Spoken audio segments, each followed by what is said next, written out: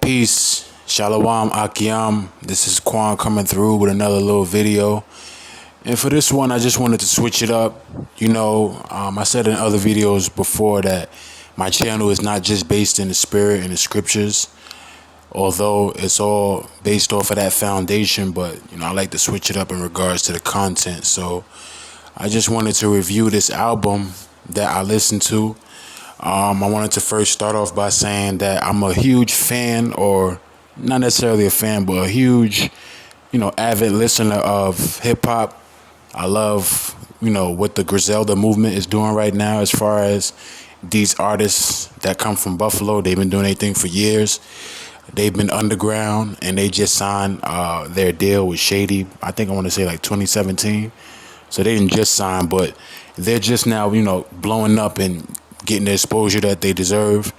Even though, they signed their deal and, they're a part of the craft as far as the Luciferianism, doesn't take away from the talent. So I just wanted to review this album real quick in regards to Conway The Machine, who's a part of Griselda.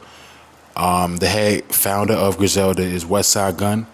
These guys come from Buffalo. They've been doing their thing for years, as I said. They had one of the group members who passed away in '06 by the name of Machine Gun Black. I believe that, that was a part of the script or the storyline for Griselda to, get popping and for them to jump off. But it seemed like it was a certain aspect of esotericism and Luciferianism that had to take place in order for that to happen, or that had to occur in order for that to happen. So when you look at Griselda, you got to understand what they're about. They signed to Shady, and we know what Shady is about with Interscope and Aftermath, Eminem, Jimmy Iovine, Paul Rosenberg. Those guys are, ardent Luciferians. They're definitely into the craft. They definitely worship Saturn. That's why you see Eminem, he always wearing all black. So when they signed their deal with Shady and they had their, their little joint management with Roc Nation, who is, the founder, obviously, is Jay-Z, that basically solidified them in the craft. And if you've been following Griselda, you'll notice before they were signed, they wasn't really like promoting Luciferianism like that, even though they were, but not, highly. But when they got signed, they started to really promote it, as far as like when you see them throw up certain hand signs, certain music videos, certain messages, and they also had to commit a blood sacrifice, which is what I'm going to get into, while I'm reviewing this album. I'm not going to play these songs because I don't know if I'll probably get like, a situation where they probably block me or whatever, but I just want to review this album and just go into it. So Conway The Machine, he's an artist that signed to Griselda. I think it consists of 5 members. You have Westside Gunn, Benny the Butcher, Boldy James, who's from Detroit. You have Armani Caesar. So yeah, I believe that's 5 of them. You got, 5. So Armani Caesar, Boldy James, Benny the Butcher, Westside Gunn, and Conway The Machine. And they also have their in-house producer, who is Derringer, who's a great producer, great boom bap. Their style as far as the Griselda sound is, it consists of like soul and boom bap, real artistic type of sound as far as the aesthetic, different type of beats, but, in the same lane as far as like the cross between 90s hip hop and you want to say like, early 2000s, late 2000s hip hop. But it's dope. It's like their version of that being, infused all together. So it's a dope sound. Even though the content is just, obviously is demonic and Luciferianism, you can't, like COJ says in Chronicles of Judah, you can't throw out the baby with the bathwater. You can enjoy great music without being entranced by it. You feel what I'm saying? If you're somebody that understands what this world is all about, it doesn't take away from enjoying certain things about this world, even though you don't want to necessarily partake in it. Don't let it influence you, but you can enjoy it. So yeah, Conway The Machine, this man, he got shot in the head in 2012. I believe that had to happen in order for Griselda to pop off.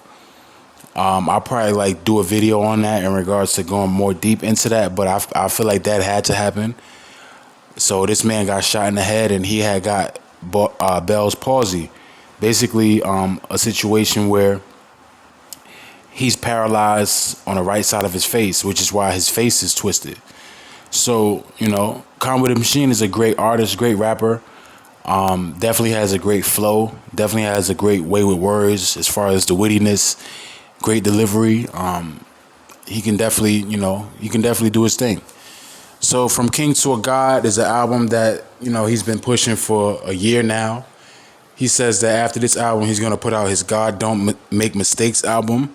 But just listening to this as far as the album, I want to start from track 1, which is From King. Great song. I believe it was produced by Hit Boy. Nice little flow. It wasn't too much into it, but it wasn't bad. Nice beat.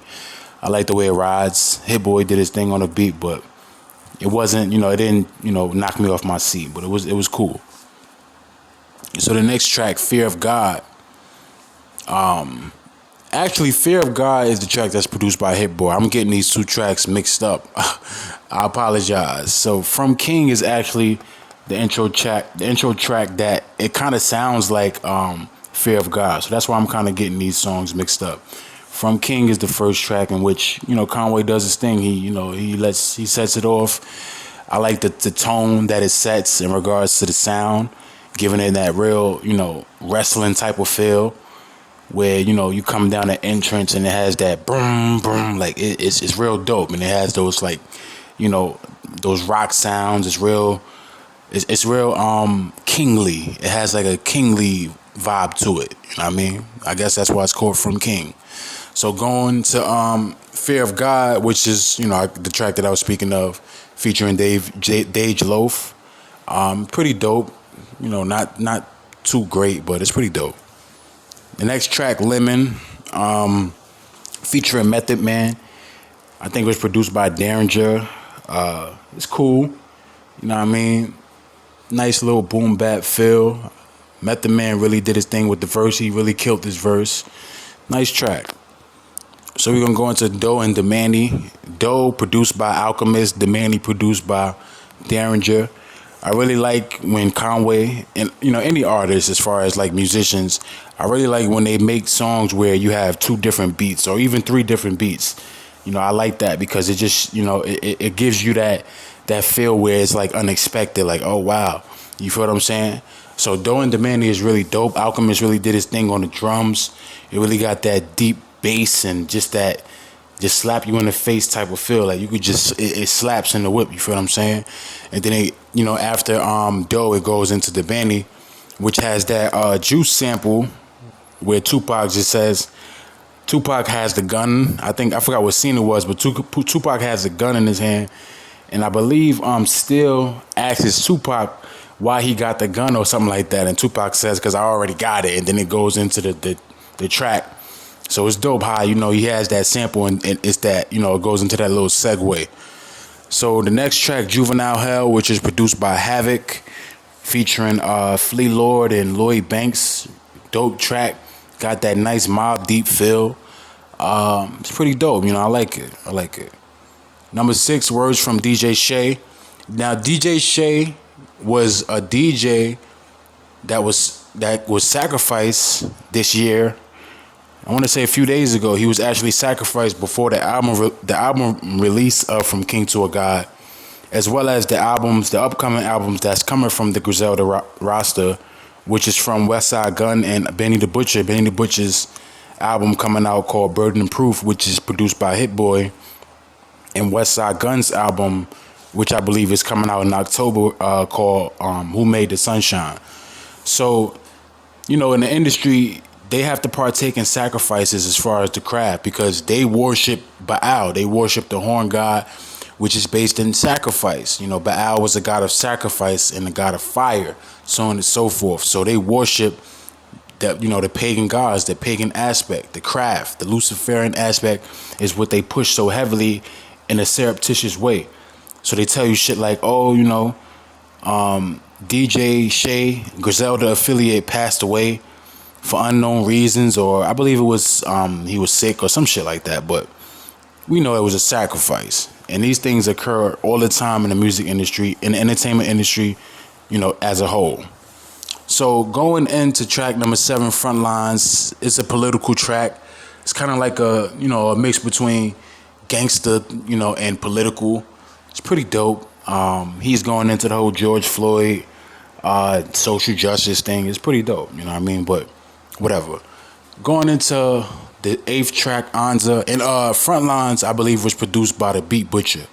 So going into Anza, which is, I don't know who this is produced by, but y'all can look that up. Anza is, it's a cool song. It features Armani Caesar, which is the first female artist that signed to Griselda. She's pretty cool. She's alright. I don't know, man. She's cool. But going into the next track, Seen Everything But Jesus, one of the best tracks on the album, featuring Freddie Gibbs. Freddie Gibbs really did his thing on this. Produced by Beat Butcher. Beat Butcher really did his thing on the drums. It really slaps. Dope track. The next track, Words from DJ Shady, just a little interlude, just speaking on Griselda and, their upbringing and what they're doing in the game right now. Going into Spurs 3. Spurs 3 is a dope track. I want to say it's probably like the best track on this album. I like the flow. I like the beat. Derringer really did his thing. All three of them, Westside Gunn, Benny the Butcher, Conway. Benny, he killed this shit. Like, he was really going in on this shit, like, for real. Yeah, I gotta listen to Benny. Benny's probably the best rapper right now, just in a game, period. Benny the Butcher. Going into the next track, Forever Dropping Tears, Conway The Machine featuring El Camino, produced by, who's it produced by again? Eric Sermon. Yeah, produced by Eric Sermon. Dope track. Just a song about, people that you've lost, so on and so forth. Just that, Forever Dropping Tears. It lives up to his name. Then you got the next track, Jesus Crisis, produced by Crisis. Dope track. I like the drums on here.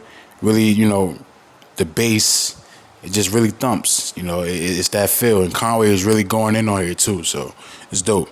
The next track, Nothing Less, produced by DJ Premier, one of the greatest producers of all time. Conway does his thing, He really did his thing on this solid album. I'll probably give it an 8 out of 10. He really showcased his talents as far as, his versatility, and his ability to just, spit and flow on these beats and change it up, on certain tracks to where it's different from his previous work. So Conway The Machine really did his thing, and, it's dope. So I thank y'all for listening. I'm going to do more videos like this where I review albums. So I appreciate y'all. Thank y'all.